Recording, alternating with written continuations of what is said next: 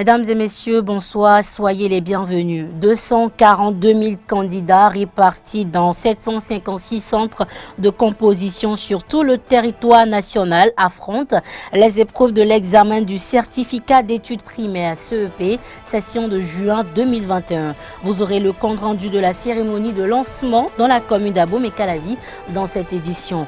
Et double célébration ce jour, le Bénin célèbre ce lundi la 3e journée internationale de la sécurité sanitaire des aliments, mais aussi la 8e édition de la semaine des frontières béninoises.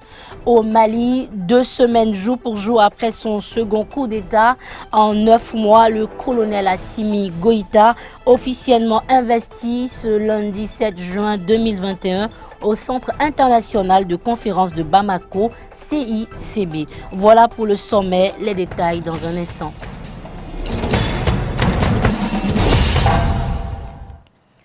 Merci de nous préférer pour vous informer. Lancement de l'examen du certificat d'études primaires CEP qui a démarré dans la matinée de ce lundi 7 juin 2021 sur toute l'étendue du territoire national. 242 000 candidats affrontent les épreuves dans 756 centres de composition. C'est le centre d'Ayou dans la commune d'Alada qui a servi de cadre pour le lancement officiel par le ministre de l'Enseignement primaire dans la commune d'Abomey-Calavi. C'est dans l'arrondissement de Togba que le top de la composition a été donné. Clémence Tonoucoin et Denis Maroya pour le compte rendu.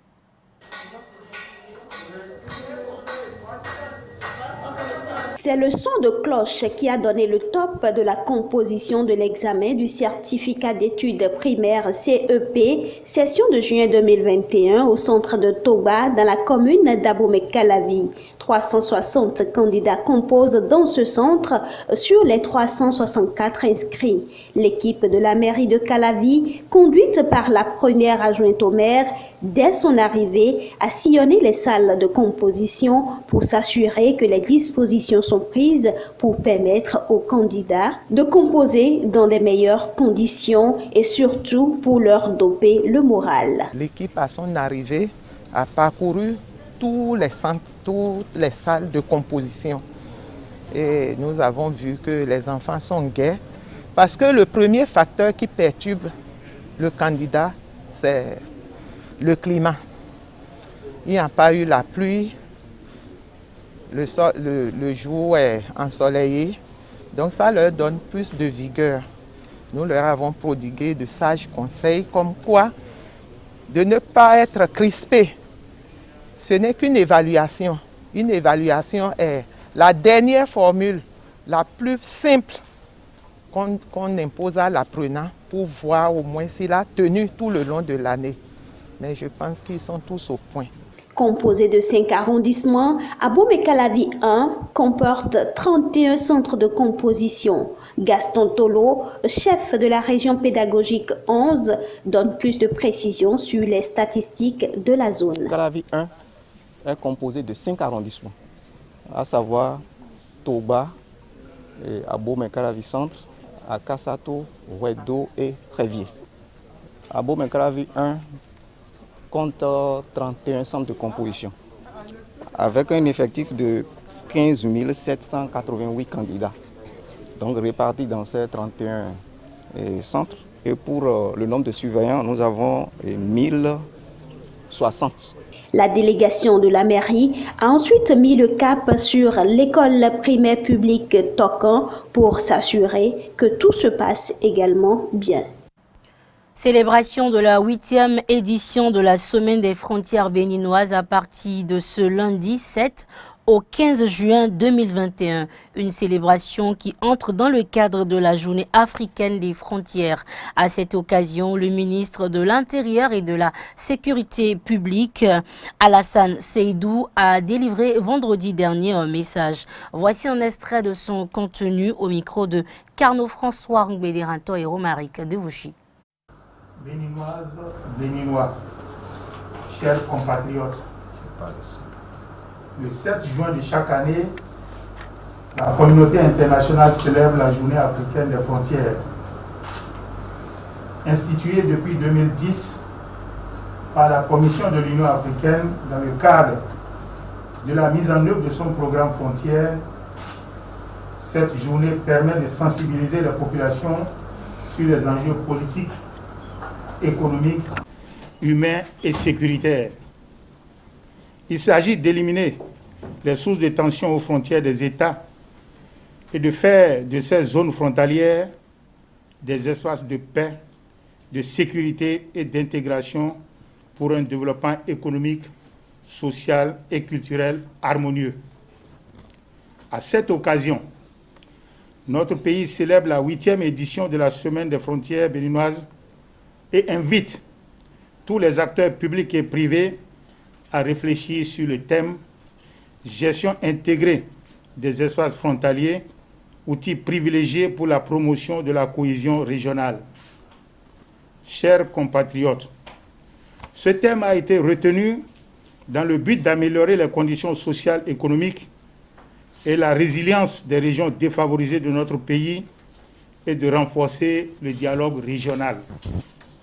En effet, les zones frontalières sont toutes confrontées à des disparités socio-économiques caractérisées par des défis de développement communs et persistants.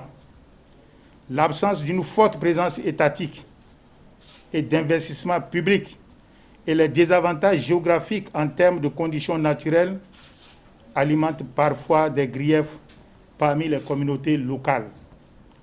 Le sentiment de marginalisation rend ces zones particulièrement vulnérables à l'expansion rapide de la violence et des retombées du conflit voisin au Sahel.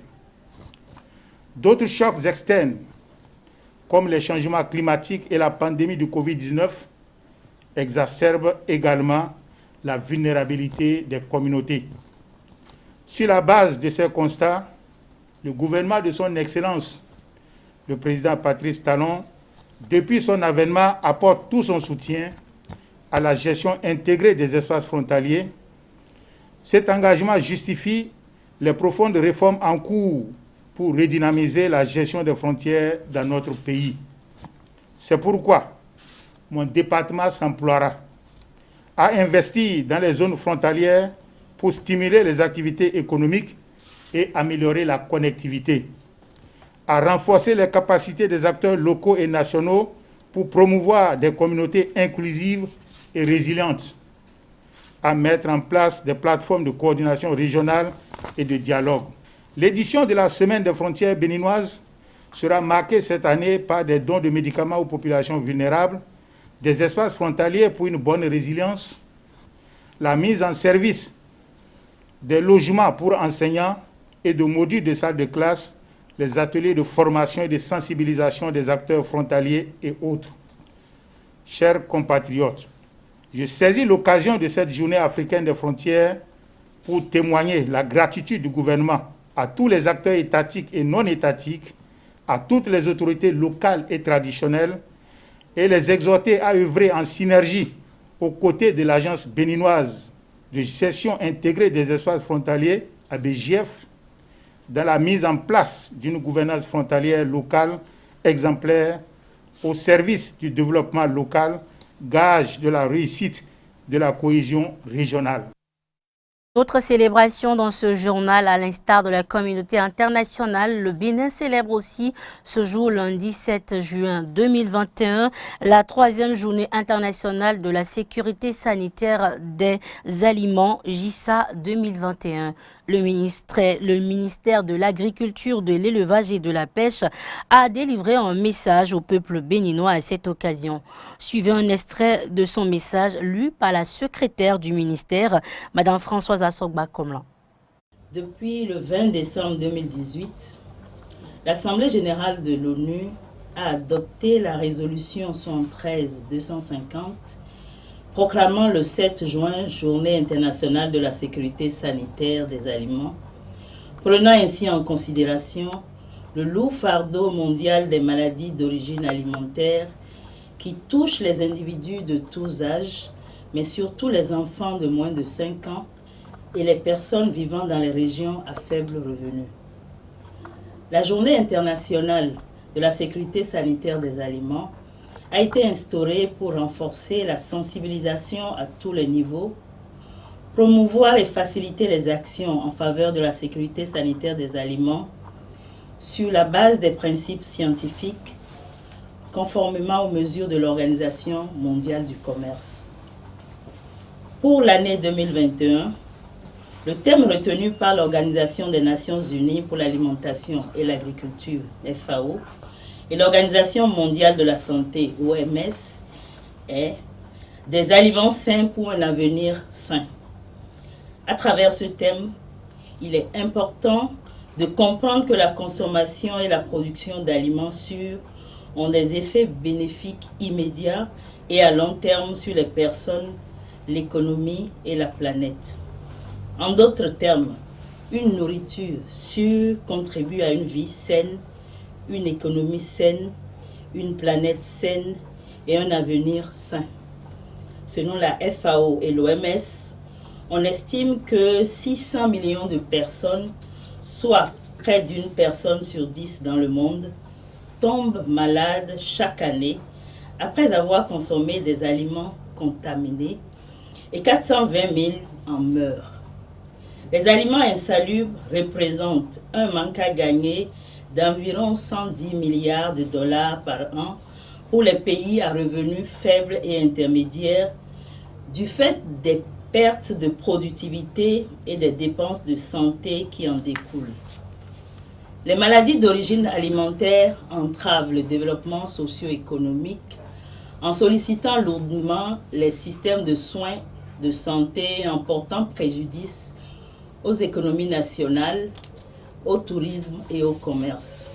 Cette situation pourrait même s'aggraver du fait de l'apparition continue de nouvelles menaces sur la sécurité sanitaire des aliments qui peuvent résulter des nouveaux procédés de production et de distribution, du changement dans nos régimes alimentaires et de la mondialisation du commerce. Devant ces faits qui démontrent l'ampleur des effets des aliments insalubres pour la santé publique et le développement durable des pays, les instances onusiennes, en l'occurrence la FAO et l'OMS, invitent les pays à renforcer leurs systèmes nationaux de sécurité sanitaire des aliments. La célébration de la Journée mondiale de l'environnement cette année à Lokossa a été couplée avec la Journée Interforce, une occasion pour les forces armées du département du Mono de procéder à un reboisement de la forêt communale de Lokossa. Jonas Bouchi pour le reportage. Célébrée le 5 juin de chaque année, l'édition 2021 de la Journée mondiale de l'environnement a été couplée à Lokossa avec la Journée Interforce, une occasion pour les forces de défense et de sécurité présentes dans le département du Mono de mettre leur synergie d'action au service de la protection de l'environnement. Et ce fut à travers une opération de reboisement dans la forêt communale de Lokossa. Kossi François Assou, représentant du préfet du Mono au démarrage de l'activité. Ce site d'environ 2 hectares de la plantation communale de Lokossa a été retenu pour cette double célébration et connaîtra la mise en terre d'environ 5000 plants. Je voudrais inviter les autorités à divers niveaux à mettre un accent particulier sur l'entretien des plants mis en terre pour des résultats plus visibles. Pour un meilleur impact de ce reboisement, le maire de Lokossa a insisté sur l'entretien des plants. L'action que nous sommes en train de faire, c'est une action de développement. C'est une contribution à la promotion économique de Lokossa, voire du département. Je voudrais souhaiter que cette action ne s'arrête pas ici aujourd'hui et qu'on continue d'entretenir, puisque ce n'est pas l'action plantée qui est la réussite, c'est planter que nous ayons les bois par la suite. La participation à cette journée mondiale de l'environnement est pleine de sens pour les différentes composantes des forces armées qui sont également unanimes sur l'importance de l'entretien des plants mis en terre à Lokossa dans le cadre de cette journée. C'est aussi un moment pour marquer la cohésion qui existe entre les différentes forces dans le département du Mono. C'est un plaisir pour nous de contribuer à assainir ou à entretenir l'environnement. Le détachement de la douane se met aux côtés des autres forces pour vivre l'événement ensemble et mettre en terre des plans pour montrer à quel point Il y a une synergie, une cohésion au sein des composantes des forces armées béninoises. Les plans qui ont précédé ceux que nous sommes en train de mettre en terre aujourd'hui souffrent parfois du manque d'entretien. Et c'est le lieu d'attirer l'attention de la population sur l'intérêt que constitue cette forêt pour la ville de Lokossa. Restauration des écosystèmes, c'est le thème de cette journée mondiale de l'environnement. Un thème qui invite les humains à rétablir avec la nature des relations devant concourir à une meilleure préservation de l'environnement. Information au-delà des frontières du Bénin, à présent au Mali, 2 semaines jour pour jour après le second coup d'État en 9 mois du colonel Assimi Goïta. Il doit être donc investi ce lundi 7 juin 2021 au Centre international de conférence de Bamako, CICB. En effet, la situation malienne préoccupe la communauté internationale et notamment la France qui a suspendu ses opérations sur place. Diriger le Mali depuis les coulisses ne lui aura pas suffi. Loin de ses engagements, le colonel Assimi Goïta va endosser officiellement les habits du pouvoir ce lundi. Une ascension express pour l'officier supérieur qui a renversé en août 2020 le président Ibrahim Boubacar Keïta. À l'époque, il assurait pourtant vouloir laisser des civils diriger le Mali pendant une période de transition limitée à 18 mois. Nous prenons l'engagement devant vous de ne ménager aucun effort dans la mise en œuvre de l'ensemble de ces résolutions dans l'intérêt exclusif du peuple malien. Nous demandons et espérons la compréhension, l'appui et l'accompagnement de la communauté internationale dans cette mise en œuvre diligente, correcte de la charte et de la feuille de route de la transition. Dans un premier temps, la junte a joint les actes aux paroles en nommant un président et un premier ministre, tous deux civils. Assimi Goïta s'octroie alors le poste de vice-président, mais ses bonnes intentions ne durent que 8 mois. Le 24 mai dernier, le colonel fait arrêter les 2 hommes à la tête de l'exécutif de transition. Il se fait dans la foulée déclarer président par la Cour constitutionnelle. Plusieurs pays, dont la France, demandent des garanties, la nomination d'un Premier ministre et la confirmation d'élections. Des exigences en partie entendues. Selon des médias maliens, Choguel Kokala Maïga, figure du collectif M5 RFP, devrait être nommé à la tête du gouvernement. En attendant la concrétisation de ces annonces, la France suspend ses opérations avec l'armée malienne. La France a décidé de suspendre à titre conservatoire et temporaire les opérations militaires conjointes avec les forces maliennes ainsi que les missions nationales de conseil à leur profit. Ces décisions seront réévaluées dans les jours à venir au regard des réponses qui seront fournies par les autorités maliennes. C'est donc une nouvelle page d'incertitude qui s'ouvre à Bamako. Une instabilité politique à laquelle s'ajoute une situation toujours préoccupante au Sahel. Cette semaine, 2 attaques djihadistes ont visé des villages au nord-est du Burkina Faso, les plus meurtrières depuis 2015. Élection présidentielle au Pérou, Fujimori pourrait être la première femme présidente de l'histoire du pays. La candidate du parti de la droite populiste a 52% des voix selon les résultats partiels et son rival de la gauche radicale, Pedro Castillo, 47% des voix. Il faudrait attendre le dépouillement complet des bulletins de vote pour confirmer la victoire de Fujimori. Keiko Fujimori, toute proche d'accéder au pouvoir selon des résultats partiels officiels. Au terme d'un duel serré à l'extrême, c'est la candidate de la droite populiste qui devrait succéder au président par intérim depuis novembre dernier, le centriste Francisco Sagasti. Du côté de son adversaire Pedro Castillo, ce serait la douche froide en cas de défaite. Les sondages avant le vote de dimanche étaient légèrement en sa faveur. L'instituteur de profession, caractérisé par son crayon et son couvre-chef, avait mené une campagne centrée sur une politique interventionniste en vue de réduire la pauvreté dans le pays. Si ces résultats se confirment, Fujimori devra faire face à de grands défis à tous les niveaux, dans un pays qui subit de plein fouet les conséquences de la pandémie et qui voit les crises politiques se succéder ces dernières années. Au niveau personnel, son élection lui permettrait d'échapper à la justice le temps de son quinquennat. La fille de l'ancien président Alberto Fujimori, lui-même actuellement derrière les barreaux pour corruption et crimes contre l'humanité, est mise en cause dans un scandale de corruption pour lequel elle a déjà passé 16 mois en détention provisoire. Pas d'avancée en Colombie, les négociations entre le gouvernement et les manifestants sont au point mort. Depuis 7 mai dernier, les deux parties n'arrivent pas à s'accorder pour mettre un terme à la contestation sociale. Un mouvement qui a déjà fait plus de 60 morts. Les initiateurs de la mobilisation ont suspendu les pourparlers. Ils accusent le gouvernement de retarder les négociations. Les manifestants réclament une réforme profonde de la police. Le président Ivan Duque a annoncé ce dimanche un projet de transformation de l'institution axé sur le respect des droits de l'homme. Suivez ici les propos du négociateur, du chef du gouvernement. Le Comité national de la grève a décidé de suspendre unilatéralement le dialogue avec le gouvernement national. Le gouvernement réaffirme sa volonté de dialogue.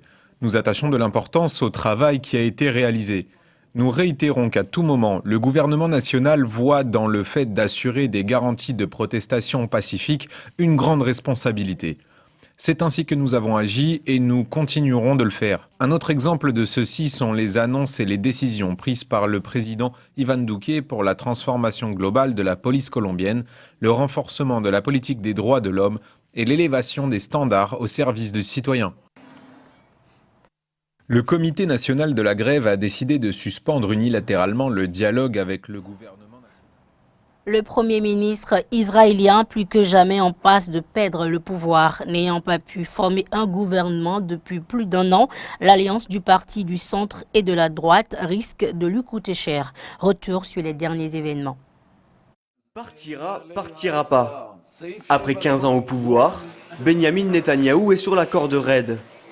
Pour le faire chuter, 2 hommes sont en embuscade. Le centriste Yair Lapid et le chef de la droite dure, Naftali Bennett, qui se sont entendus pour former un gouvernement. À leur côté, 6 autres formations politiques, dont le parti arabe israélien.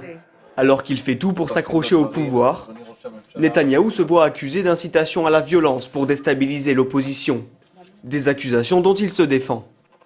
Je condamne toute incitation à la violence et toute violence de quelque côté qu'elle vienne.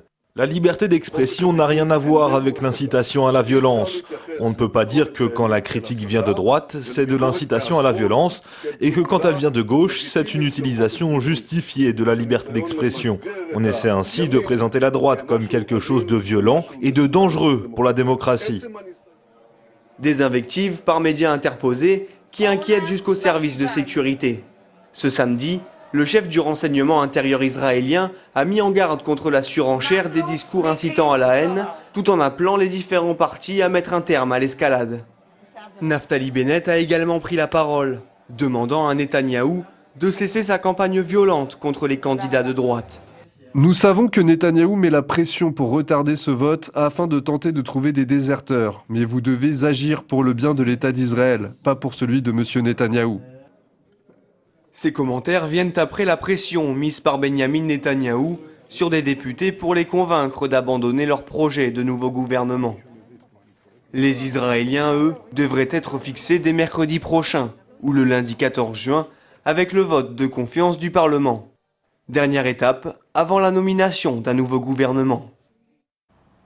Ce sera tout pour cette session d'information. Merci de l'avoir suivi et très bonne soirée à toutes et à tous.